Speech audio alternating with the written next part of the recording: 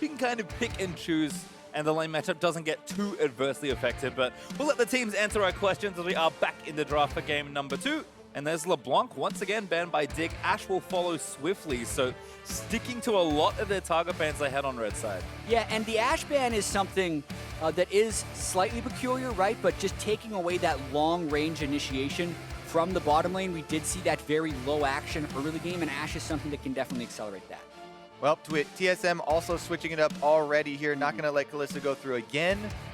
First pick priority there for Team Dignitas. So kind of the first game did have a lot of feeling of kind of the surprise factor adding to the extra advantage there for TSM. But they also followed up with the Tristana here. Now, this is interesting for the AD carry meta, kind of, because it does whittle it down. Xayah has actually been rising in priority very, very quickly across the rest of the world as well, and still available here, even though Rakan is banned out. Yeah, another thing that is available that was banned out last game is the Twitch. So Maokai was one thing that was switched out and very early picked by Team Dignitas for that early game power, but I'm very curious to see if they take that away based on the current AD carry bans.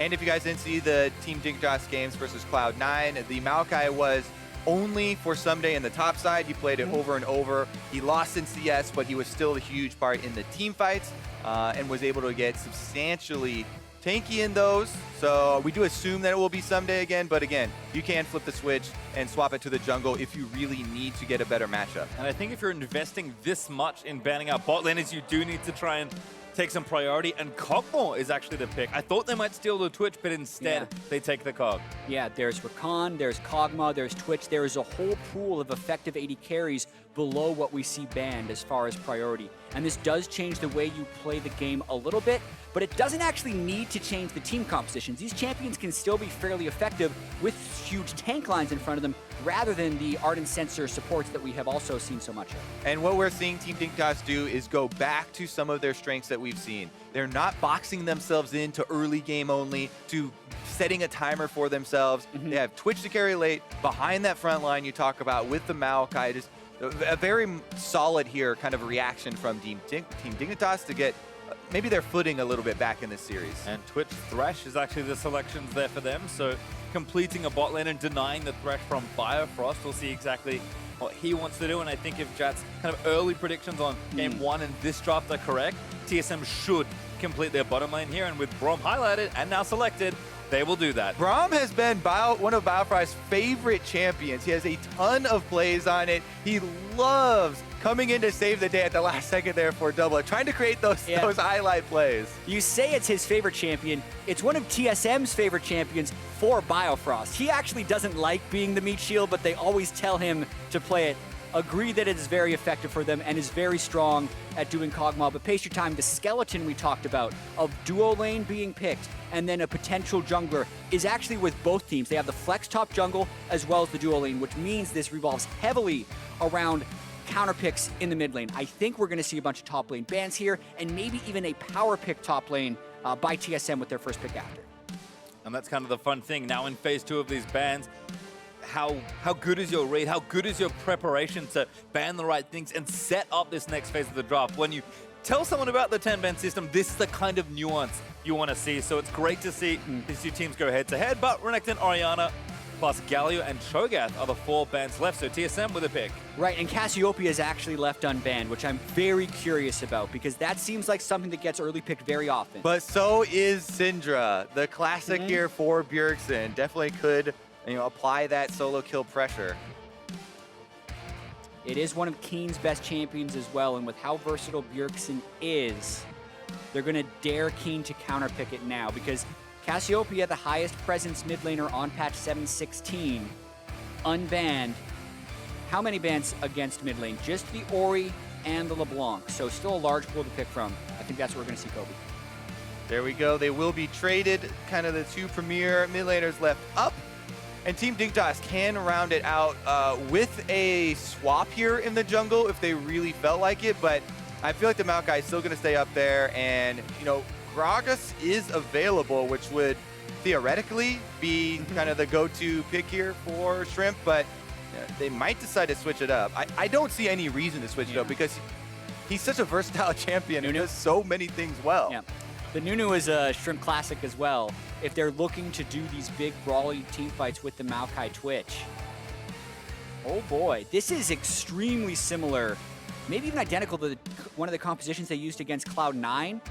If I just need to see the support, the only difference from Game 2 of their Cloud9 series is a Thresh instead of an Alistair for Team Dignitas. So something they're very comfortable with playing in the teamfight phase. And certainly have played a lot of Maokai Nunu, plus whatever carry Altec gets his hands on, as Gragas will be selected there for TSM. That should go... Actually, I don't know. We'll see exactly what Haunter and Sven want to play. Yeah, I would assume that the Jarvan would be in the top side, but that's just me. Like him into Maokai, you know, shred a little bit of the armor, and Svenskeren would be able to take the Gragas. But again, that's why I really assume that it was going to be the Gragas pick for Team Dignitas. Yes, they do love their Nunu, right? And it does give you blood boil for the late game. But not only are you not picking up the Gragas for your early playmaking for yourself, but you give over the duo here to TSM, where Gragas and Jarvan are constantly traded by teams because of the power that those two have and the versatility that we see with playmaking. Now, Haunter and Svenskeren kind of get two of the premier champions for their roles. Look, if you're going to do Baron every game at 20 minutes, you need to be able to secure it. Can't get Kalista, had it in game 1. We'll have to go with the Nunu instead. I mean, it does fit the mold for what Dig want to do. I mean, they got chased off the Baron, and TSM got it, what, 23 minutes in the last game, and they are the ones with Cassiopeia now on TSM side, so the threat also for burning it down is there. Well, it'll certainly be a fun one to see, but as expected, TSM fall back to a much more traditional comp, much more team-fighting-centric here with some good opportunities, but Dignitas a very similar look, and this has been the type of thing, almost identically as you pointed out, Kat, that Dig have succeeded with all playoffs long. So if they're going to equalize the series and really make it an interesting one, Dignitas' time to do it is now in Game 2. Yeah, and this game is so identified by the carries and the setup for those carries. Keen and Altec being protected by their front line versus Bjergsen and Doublelift being protected by the Jarvan, Gragas, and Braum. So as far as laning phase is concerned, I'm very curious how much of an influence Svenskeren can have over that, because the early pressure and the early ganking from the Gragas is so much higher than the Nunu. Also, I'm very closely looking at this game as a real indicator of the two power levels. TSM definitely had a big advantage as far as the surprise factor coming out of Champion Select in the last one, but these two compositions going up against each other is really going to determine a lot and kind of set the tone for the rest of this series. Is it actually going to be so TSM one-sided, or will Team Dignitas make their stand now? Because this is Team Dignitas comfort. They've used it before, they used it even during the regular season, and now is their time to really show what they've got. Well, right now, teams just kind of fanning out. Not too much vision put down there at level 1. Looks like TSM have a ward on the Gromp blue intersection as Biofrost has a peek there with the chair, trying to find a member of Dig, but only a ward in that brush. Looks like Sven is going to start blue. Shrimp should do the same, and we'll see if he changes anything at all. Not the most aggressive jungler for Nunu, at least as far as ganking goes, but certainly is expected to be in the enemy jungle. Yeah, early Drake is going to be a mountain, which while it is slow to solo, is very soloable. Shrimp's going to have early pressure on that. And I think if there is a lane that swings us more than any this game, it would be the bottom lane, because if Twitch gets ahead, he can get a lot of explosive moves off. The thing is with Nunu, you can't just blind invade on people. It's determined so much by the presence of your laners. Some of the nerfs hit Nunu right at his health stat early on in the game, and you can be collapsed on, you can be killed. Contrary to popular belief, with everyone always complaining about the champion, we have seen, and especially Shrimp and St. Vicious do prefer a little bit more of the farming early on rather than, you know, trying to really create anything yourself. Yeah, and it doesn't look like we're going to be seeing much of an early move from Shrimp, even just because Haunter scouted him out early game. He invaded for the ward expired, he then checked him to confirm that he was starting blue buff, and Svenskeren is also pathing to the opposite side of the map. So a low conflict jungle start fairly likely, and TSM doing a lot to keep tabs on him. Look at that shove by Bjergsen, moving in to get a ward on red buff. Maybe even think about harassing him. He would have had a window too, but Shrimp was just saving all of his health gaining abilities. steals the blast cone at least, so denies some mobility, although Shrimp's going to go the long way around now and check this right-hand side of the jungle. Only a Gromp that we can see as Adrian lands a nice flader in onto Biofrost, but TSM investing a lot to try and track this Nunu in the early game. Yeah, they didn't manage to actually track him at red. Bjergsen opted to trinket short rather than in the red buff. Yeah, you kind of assume that route, though, with the camps that they have discovered. And like you talked about, the early information that TSM got, this is kind of the assumed continuation. That's why Bjergsen went to go blow that blast cone, so there wasn't any early dragon. But now there's a good position for Svenskeren behind Keen.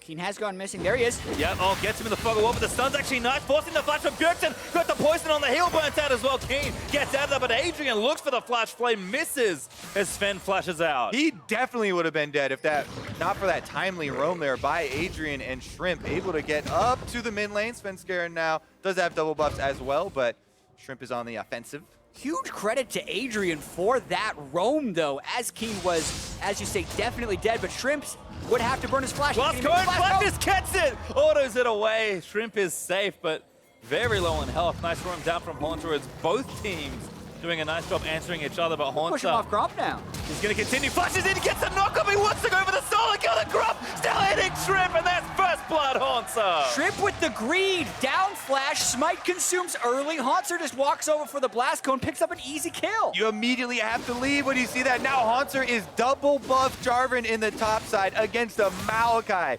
Dream scenario for him. We'll see what Someday can do about it, because even in their games versus Cloud9, Someday was heavily down in CS and tried to right the ship as far as team fighting, but this is definitely not what Dig wanted in game number 2, where this is supposed to be their game to gain some momentum back and try and show what they can do with a more standard team fighting comp. But here comes Svenskeren as well. Great Sapling doesn't quite see it, but Sven's going to try and connect here Someday with a flash, uses it, body slam, tagged a minion.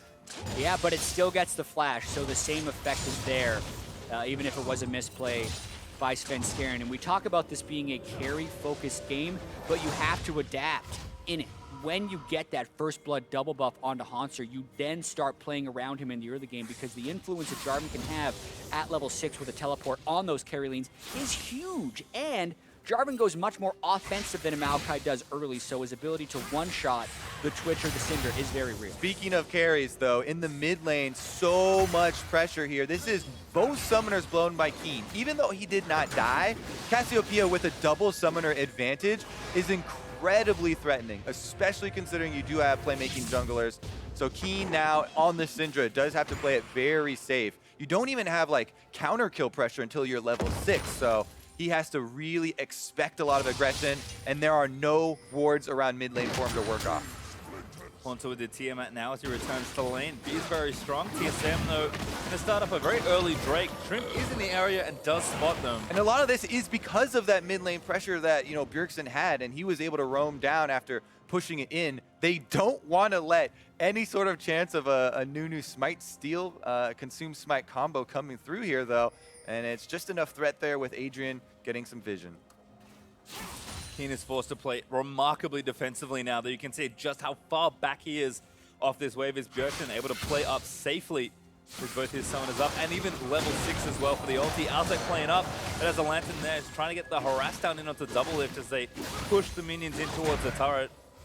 And bot lane for Dig is certainly going to have to do a lot more work. I think Adrian in particular, I loved the first roam, but he was notably absent from game number 1. Yeah, they have been able to consistently shove this TSM lane into the turret, but they have not been able to deny almost any CS from Doublelift. He's even already back to pick up a recurve bow.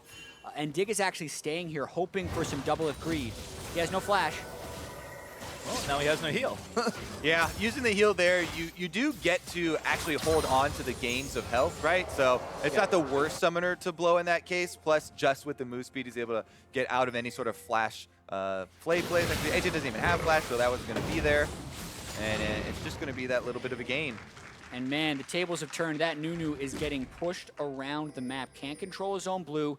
Now looking for a counter invade, but Svenskeren can zip over there. Like I said, you cannot just blind invade with Nunu. You're like, if you only have counter jungling on your brain as Nunu, you're going to have a bad time. Now he's actually got it on his brain. He's going to have a bad time here. TP in from Haunter, very deep to try and take down Shrimp, and he's dead. Haunter kills him again. Your bottom lane is gone. You have no right being down there, and TSM punish. TSM a few steps ahead of Team Dignitas, even from the very start of this game. Shrimp in too much of a pattern with Nunu, thinking he can kind of go wherever he wants. He can't. His early health pool is being attacked pretty hard by TSM right now. Sven does have his smite here, but just trying to time Gotta it be right. careful.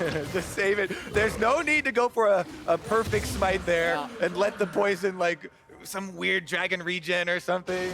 Okay, he waits till it's well within smite range. 400 there, secures it for TSM. Aggression again. Adrian gonna get stunned. Hook lands, finds Biofrost as Double gets exhausted. Shrimp back in the mix with Double if now gonna get chased out with no summon as he's trying to get a counter kill, but he's not gonna grab it. Altec gifted a kill. Yeah, if there's a place for Team Dignitas to make their way back into this game, it's through Twitch and that bottom lane, because if Twitch gets ahead of Kog'Maw, especially with no Thresh to save the Kog'Maw, he can go into camouflage, open up, and win those trades with the lead. All the other lanes struggling here for Dig, and even with the CS disadvantage, being able to get that kill and holding BF sword already picked up is what they're going to have to play around. Take another look at it. Adrian starting it off here with the double play. Gets just into tower range there, and as the stun comes through, he already got the hook off, so it lands. They get the flash out of Biofrost, they get the kill on the double lift on topside Haunter. Trying to get an escape on the blast cone here, and we'll be able to get out just nice. Sapling gonna chase him down, but a simple escape there from Haunter. Again, just kind of pressuring with the Jarvan, already with those 2 kills, scaling up nicely and building that CS lead. Should continually punish if left unattended there in top lane. Yeah, I also like the early Mercury Cheds pickup, so that the CC chain for any type of gank would be nearly impossible with the Maokai and Nunu. They'd have to send at least 3 people up there to get anything. And if they do that, they're losing so much pressure in the mid lane. That's one of the joys of having Bjergsen in the mid lane on Cassiopeia always shoving. Haunter's completely safe unless he overcommits in a 1v2. Again, and that CS lead in mid is Bifrost the target once more. Adrian juggling those stacks nicely, does not get stunned this time. Hook not going to hit though.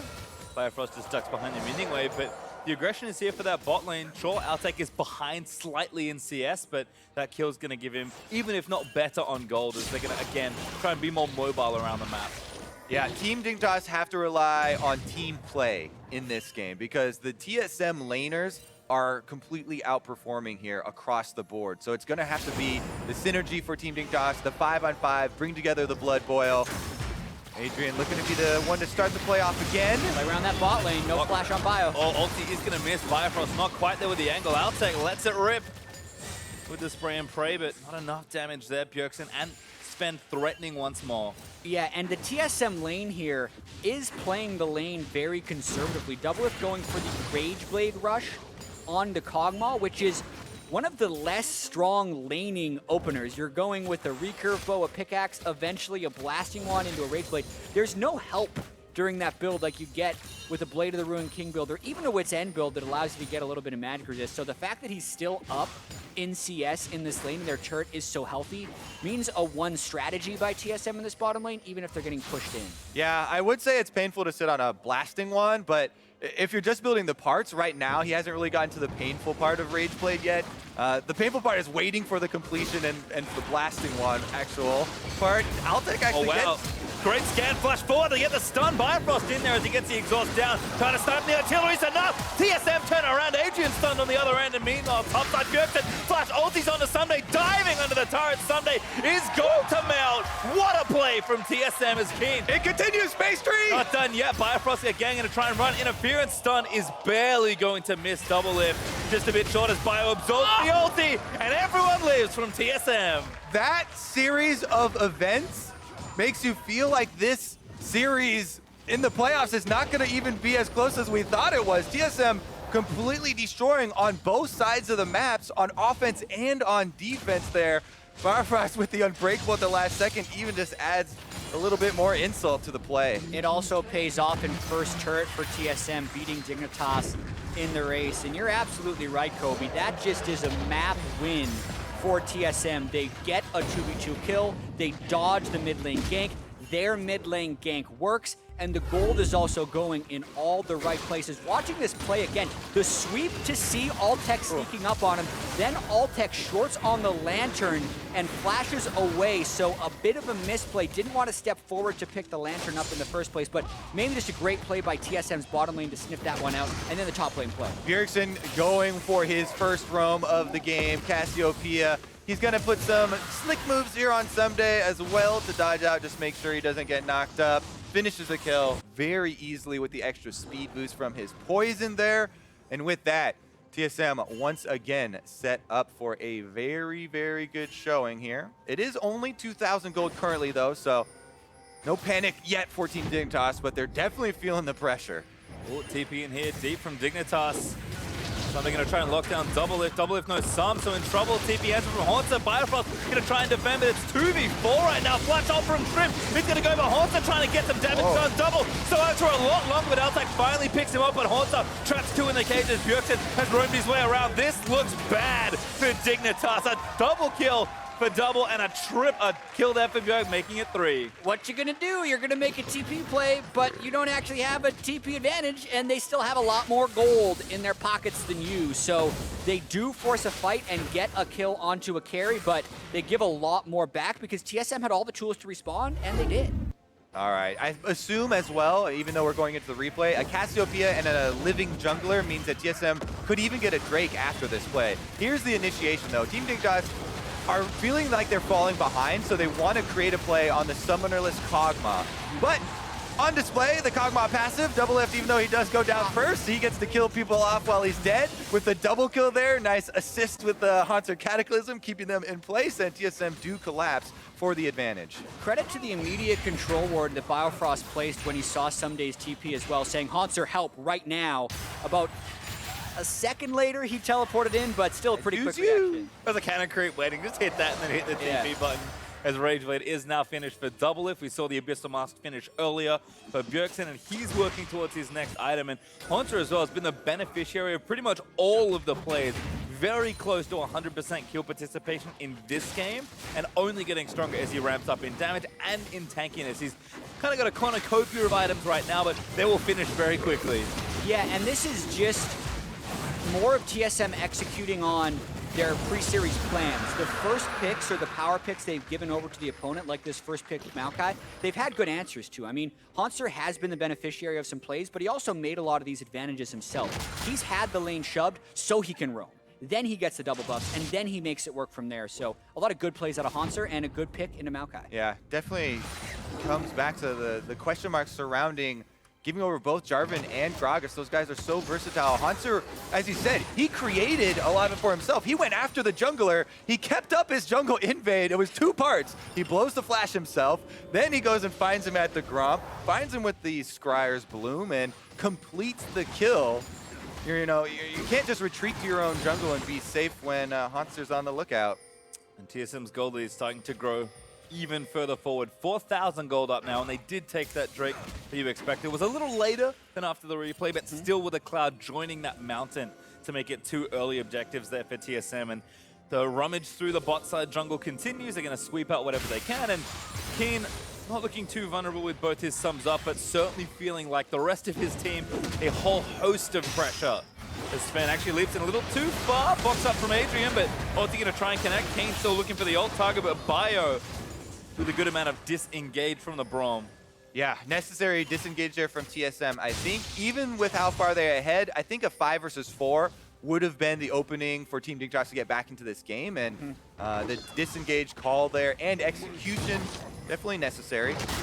And they're also in no rush right here with Cassiopeia and Kog'Maw, as well as the top laner who has an advantage. So what we talked about before, relatively early Rift Herald can be used to break open that mid lane.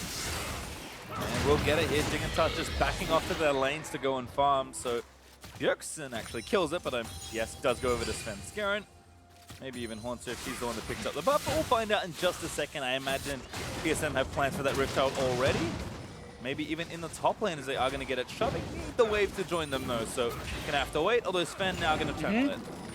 Also, we kept talking up how someday on Maokai would have effectiveness once they group up for the team fights, but TSM just blew his ultimate and his flash, two of the key components of his team fight. He does now complete the Righteous Glory, but Team Dignitas are just bleeding gold all over the map. Yeah, another turret trade is not a trade, it's just a take by TSM right there because they had the Rift Herald. It preempts the minion wave, it means the backdoor bonus stays, and then they didn't want to tango with Hauntzer's 2-0 for Jarvan in a 1v3. Which kind of speaks to just how far ahead TSM are getting in this game, I think. Double also stole the blue buff away, so that's taken out of Dignitas' jungle, and now we're getting to sort of the meat of a lot of these builds for TSM. 2 items on the way for Cog as he's got a Zeal, and now Morello finished for Bjergsen with that TS still charging up. He's an Abyssal Mask up on Keen. That's an absurd mid lane advantage right now. They both have Morellos. Obviously the Sork Shoes is something Bjergsen can never match on Keen, but just the 1,000 gold lead is showing a lot bigger in the items right now because Keen hasn't shopped. Certainly right now, just again, that total amount of pressure TSM have built, just forcing Keen to stay here. There's a reason he can't shop. He's not silly. He does want to spend his gold, but Bjergsen is always pressuring this lane, and now almost all of TSM will join to try and take this turret down. Sven got a lot of pressure for a potential dive play. Dig grouping behind the turret to try and save it. That wave, Keen's able to clear out, so TSM will not get it on that pass. Yeah, TSM right now are kind of just waiting around for less risky objectives to go for. They have such a solid lead that they don't really want to go for a tower dive or anything to push the tempo at this moment. And they just kind of want to milk the lead, continue to increase their extra gold here. Dignitas have to be careful because they want to make a counterplay, but it is risky. Should be enough here to try and take the turret down. And we'll be there. Cog with the extra range, able to shoot down the last few hits, and TSM with a 3-turret-to-1 advantage. 3-turret-to-1 advantage. So rarely do we see multiple control wards set up for a Baron before he's even going to spawn. TSM have 3 control wards over by Baron. There's one in the pit waiting for him to arrive because of the amount of extra gold and DPS that they actually have to threaten that Baron on top of a Mountain Drake. It's a reality that we could see a 20-minute Baron against the Nunu team. Yeah, 1.5 games into the semifinals, TSM looks really strong, especially with how confident Team Dignitas looked in the quarterfinals. What TSM is doing, dismantling them so far, is very impressive. The setup they have, very good. They are losing some of that right now, but the control ward in the pit will be successful. And now it's just a matter of the pressure being immediately on Team Dignitas to control this Baron pit with the Cassiopeia Kog'Maw threat that is ever present. And Haunzer does have his teleport ready, so it's imperative for Team Dignitas to clear out the possible teleport wards behind them. If Haunzer gets a flank onto Keen and Altec, then it is going to be disastrous for Team Dignitas. Yep, to kind of add to that Baron that's upcoming as well. Mountain Drake #2 will be on the table in 30 seconds, so TSM likely positioning for that objective. Given all the map pressure they currently have, it's not too difficult to see where their next moves might be. Again, up about 5,000 gold and looking to grow that lead ever further. Dignitas really do need to stop the bleeding. It's difficult. They're bleeding from multiple wounds. Which one do you cover first? You're going to have to cauterize bottom lane first, maybe someday. At the turret, not actually having a problem from any sort of dive, but it's really still about looking for openings. How are Team Dignitas going to get back into this game? It seems like such a feat. Exactly. The one thing they can look at is the 2-kill Twitch, but he's not at a place in items where he can actually do anything yet. They don't have a Knight's Vow, they don't have any Ardent Sensor type abilities, he doesn't have Infinity Edge. What did happen when they pulled this off against C9 is they waited for him to get Infinity Edge, they powered him up with Blood Boil, and something happened. So they're trying to wait for that moment, but the window is impossibly small. And there's that Mountain Drake we expected. TSM solo it with their top and mid laner, and now move again to counter Dignitas' attempted push here in the top lane. I mean, Dig can kind of feel around these objectives and force a fight, but they're not even strong enough yet. If they take any sort of fight that's on even footing, they're not going to win. So I think hoping for a pick or just a rush on an objective is potential, but Dig, I'm probably thinking they need to hold on just a little while longer. The question then becomes, if they need 5 minutes, say, and they probably need more to really get to a comfortable spot in this game, will TSM comfortably give them that time? And the answer almost always with this team is no. Yeah, and understanding and executing on the win conditions is something that TSM has done really well in this series. I mean, game 1, Team Dignitas had potential shoving lanes early, and TSM needed to stall to scale. They did it. First blood didn't happen until 18 minutes. Here, there's been a few windows of power that Dignitas would have to play around. Keen hitting level 6 before Bjergsen can buy Magic Resist would have been one. That wasn't even close. Bjergsen got Magic Resist and even killed Keen before that had happened. The next one would be Infinity Edge for Altec when he can get Blood Boiled with the Knight's Vow. They're getting close to that, but TSM has already set up so much and are trying to make a play before that point happens to make their lead even bigger. 2 items also done for Double Lift, who's again built a little cheaper with the Runins plus the Rage Blade, so he's ready to either fight or maybe even tread that Baron. You can definitely fight Baron, yeah. Double Mountain Drakes, Kog'Maw and a Cassiopeia on your team. Gotta watch that thing very closely. And Digger out of vision by the looks of things here. TSM have done a very good job diligently sweeping it, and that one blue trinket is going to fade away. And it's crucially before any of their major item completions come through. So TSM wants to fight. Certainly do. Looking for the engage. Svenskeren lining it up. Hook. Not going to connect there for Adrian. TSM just continuing to clear out wards. Thresh is definitely a really nice champion to have on your team in these very scary situations. Adrian adds a little bit more versatility here. One more escape for whoever tries to go face check and get some vision. But again, look at how scary it is. Yeah, Haunts is actually waiting for a flank TP, so they see Cog and they think maybe they're not on it. Sven took a lot of damage, but there's the TP in Shrimp. Gonna try and assassinate the jungler. Goodbye, Nunu. As Bjergsen able to get that kill. Bio takes some damage, but he tanks it with the Unbreakables. Haunter leaping onto the flashing Adrian, but Haunter follows with the Cataclysm. Adrian stunned and killed a Sunday.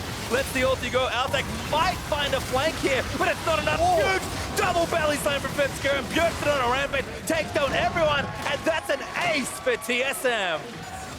An ace, a Baron, and possibly breaking through the entire base of Team Dignitas here in game number 2. TSM are making this series look extremely one-sided. Hanser's taking the shortcut, says, you guys got this, Baron. Double is not even helping. This is just Bjergsen and tanks. Shows you the power of this comp right now and how willing they are to make the play. They're pressuring 3 points at once. 2 lanes pushing, and Baron goes down all at the same time for Team. He's out of there. Stationary target, and the prediction from Adrian doesn't even delay Haunter from taking that inhibitor. He doesn't flinch, man. All that MMA training. Well, let's just engage again here. As Dig, they just had to do something. This is a really smart start from TSM and a great turn as well. Oh gosh, there is no option there for Shrimp. That was an incredible layering of CC. The miasma comes down right after the body slam knockup came down, and they got him right into Bjergsen, so he's immediately dead. And you see how quickly the rest of the team collapsed. Yeah, the tag onto Thresh as well from Braum into waiting post-flash, into Bjergsen having his ult flash ready to go for the backline right as Twitch is about to open up. TSM's firing on all cylinders. Svenskeren on that Gragas, very key playmaking from him as well to make it look so clean there. And now all of a sudden we have 10,000 gold ahead to TSM and rampaging with the Baron as they push down towards his spot side. Haunter still split pushing in the mid lane, and Dignitas are about to lose pretty much everything around this base. Oh man, 11,500 gold. QSS completed onto the Kog'Maw. It's getting a lot worse for Team Dignitas.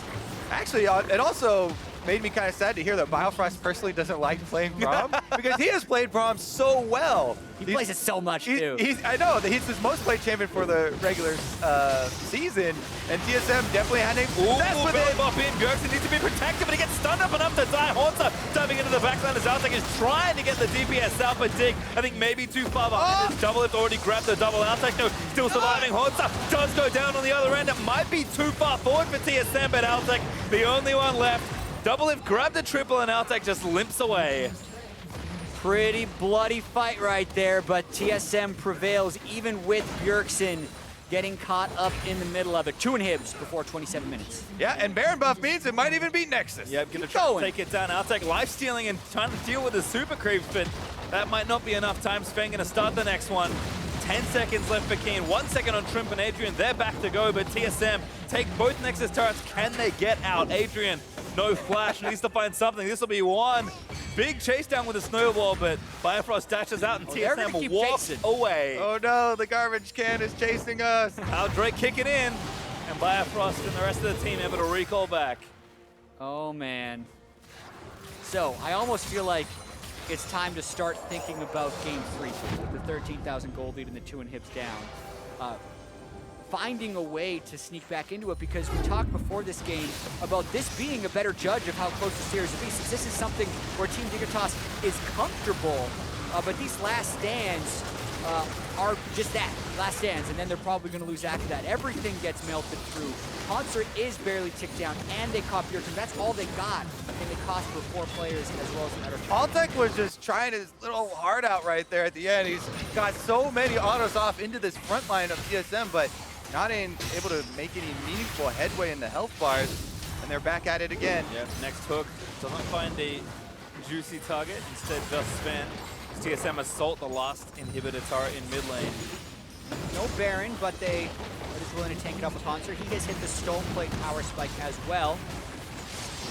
Oh my god, he's just going in, a huge Cataclysm! Pretty much locks up everyone, and Double Lift just fires away! Keen able to get a kill, but Double Lift left alive. Bifrost, the wonderful for TSM, and that looked easy. TSM just gonna walk towards the Nexus and take it down. Double Lift just picking up Adrian for a little bit of extra gold and style. As onto TP still war, TSM celebrate around the Nexus as they take game number 2. It looks like business as usual there for TSM after game 2. No elation, one more game, and they would be into their 10th consecutive NALCS final.